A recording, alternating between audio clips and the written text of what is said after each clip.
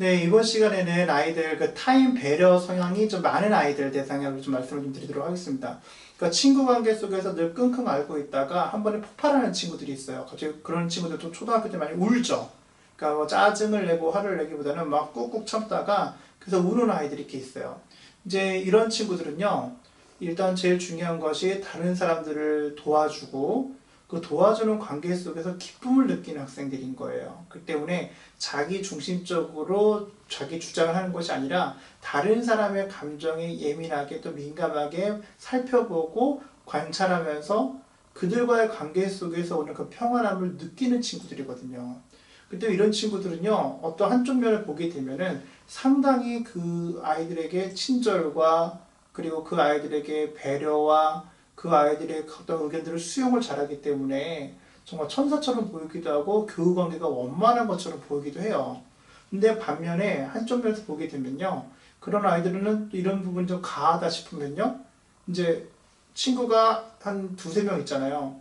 A라는 친구도 주장을 해요. 그래서 수용해줘. 네 말이 맞는 것 같아 하다가 또 B라는 친구도 말하면 또 그 말도 맞는 것 같아. 또 C라고 하면 맞는 것 같아. 그러면 친구들 사이에서 어떻게 보면 이 친구는 그게 너무 과하다 보면요, 자칫 줏대 없는 아이로 보일 수 있는 경향이 많습니다. 왜 그러냐면 용기보다는 배려가 많기 때문에 그렇습니다.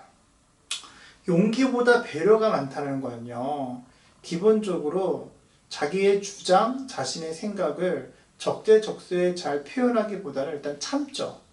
그러니까 꾹 참아요. 한 번 참습니다. 그 두 번 참습니다. 세 번 참습니다. 네 번 참습니다. 그러다 폭발하는 거예요. 근데 이게 그 아이들이 보통 이제 특히 초등학교 시절에 상당히 아이들이 겪는 어려움 중에 하나가 이 타인에 대한 배려를 많은 친구들 같은 경우에는 학교 생활 속에서 여러 사람들의 그런 감정에 예민하게 반응하기 때문에 스스로를 되게 마음 편하게 못 느끼고 학교를 다니는 경우가 상당히 많아요. 그때 이 아이들을 우리가 제대로 후육을 하고 제대로 가르치기 위해서는요, 자신이 정말 필요로 하나 해야 될 말들, 자기 생각, 또 자기 감정, 이런 것들을 잘 표현할 수 있도록 우리가 잘 지도하는 것이 중요합니다.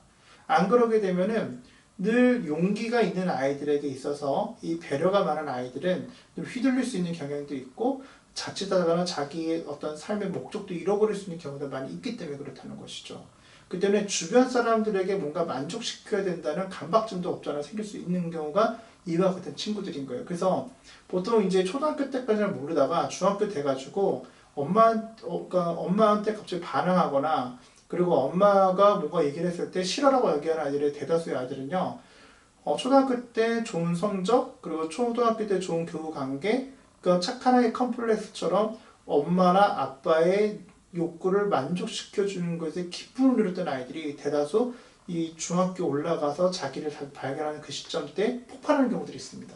그 때문에 아이가 단순히 내 말을 잘 듣고 잘 따라온다고 해서 이 안심을 하고 착한 아이라고 먼저 낙인을 찍을 것이 아니라 중요한 것은 그 아이가 말하지 않았던 그 이면에 숨겨져 있는 욕구는 무엇인지를 파악할 때 그 아이가 진실로 자기 내면에 있는 이야기를 진실로 하기 시작합니다. 그래서 부모님과 자식이 결국은 좋은 관계를 유지한다는 것은 아무런 문제 없이 태풍이 불지 않은 상태에서 지나가는 것이 좋은 관계가 아니고요. 서로의 욕구를 잘 알아차리고 그 욕구를 서로가 서로를 위해서 채워줄 수 있게끔 노력하는 것이 진짜 좋은 관계죠. 그럼 그러기 위해서 이 타인 배려적인 성향이 있는 아이가 자기 소신도 갖고 자기가 갖고 있는 배려와 용기를 균형 있게 살아가기 위해서 우리가 도울 수 있는 건 무엇인가? 그 첫 번째는요, 또 이와 같이 이제 그 내향적이면서도 그리고 타인 배려가 높은 아이들은요, 자기 감정을 좀 더 들여다보는 것들을 좀 더 시간을 갖고 해주시는 게 되게 도움이 됩니다. 대표적인 게 일기를 쓰는 겁니다. 근데 보통 이제 일기라고 하면 보통 이제 초등학교 1학년 때 이제 아이들 일기 쓰는 방식이나 또 일기의 종류들 등등에 대해서 얘기가 나옵니다. 근데 보통 이제 부모님들이 이제 저 관찰을 안 하시게 되면은 그것을 보통 이제 아이들이 과제로 여기고 그걸 해야 되는 걸로 여겼을 때 아이들이 그 부담감, 써야 된다는 부담이 상당히 크거든요. 근데 그 일기를 쓰면서 그걸 가지고 쓴 걸 가지고 바탕으로 이야기를 나눠주시게 되면 아이도 자기가 그날 하루 있었던 사건을 통해서 자기가 느꼈던 감정들을 오픈하게 되고요. 그 오픈하는 과정 속에서 아이가 어떤 감정을 느꼈는지 판단하면서 얘기해 주는 것이 아니라 그래서 질문을 통해 가지고 그날 기분 좀 그랬을 때 기분 좀 어땠어? 아, 그랬겠구나. 속상했겠구나. 아, 힘들었겠구나. 이런 얘기를 하면서 아이가 그 시간을 기다리게 하고 즐거워할 때 타인 배려적인 성향이 타인 지배적인 성향과 맞물려서 용기와 배려의 균형을 갖게 됩니다. 그렇기 때문에 이 아이들에게 정말 우리가 초등학교 저학년 때부터 우리가 정말 가르쳐야 될 것 중 하나가 올바른 관계를 잘 맺는 거거든요. 그러면 타인과의 관계를 잘 맺는 것보다 더 중요한 건요. 이 아이가 자기 내면에 있는 자기 또 다른 자아라고 하죠. 우리 어른들이 알고 있는 그런 또 다른 자아와 마주보고 이야기를 잘 나눌 수 있게끔 그 장을 마련해 주는 거예요. 그러려면 제일 좋은 거는 잠자기 전 15분 정도 이제 일기를 쓰고 난 다음에 그날 있었던 사건을 대화를 통해서 이야기를 나누고 칭찬도 해주고 격려도 해줄 때 그 아이가 좀 더 삶의 균형을 잡고 세상을 살아가는 힘을 얻을 수 있습니다. 그리고 실제로 저도 이제 저희 아이와 이제 날마다 이제 이와 같은 하루 한 10분 정도 만약에 시간을 정하지 못했을 경우에는 같이 차를 타고 어디 갈 때도 늘 질문하는 것도 이와 같은 질문들을 좀 많이 해요. 그랬을 때 아이가 처음에 서먹서먹 하다가 아시겠지만 이제 아이와 단둘이 있거나 했을 때 이 아이가 자기 감정들을 오픈해서 얘기를 하죠. 근데 그 시간이 되게 즐거워하죠.